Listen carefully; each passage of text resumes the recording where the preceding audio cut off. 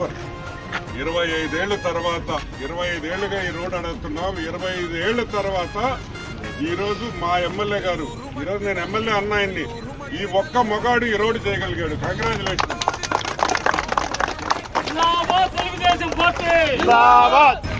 ముఖ్యంగా తెలుగుదేశం పార్టీ కూటమి అధికారంలోకి వచ్చిన తర్వాత నెల్లూరు రూరల్ నియోజకవర్గంలో అభివృద్ధి పనుల జాతరలో భాగంగా 12వ డివిజన్లో ఇప్పటిదాకా జరిగిన అభివృద్ధి పనులు అక్షరాల 5,63,00,000 రూపాయలు.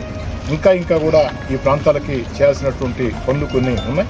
వాటిని కూడా త్వరలో చేస్తామని మాట ఇస్తూ ఈరోజు ఈ యొక్క రోడ్డు ప్రారంభోత్సవానికి ఆనం వెంకటరామరెడ్డి గారు, తెలుగుదేశం పార్టీ జాతీయ అధికార ప్రతినిధి, రాష్ట్ర కాఫీడ్ కార్పొరేషన్ చైర్మన్ మిత్రులు ఆనం వెంకటరామరెడ్డి గారు వారి చేతుల మీదుగా ఈ యొక్క శంకుస్థాపన ప్రారంభోత్సవ కార్యక్రమాన్ని చేయడం జరిగింది.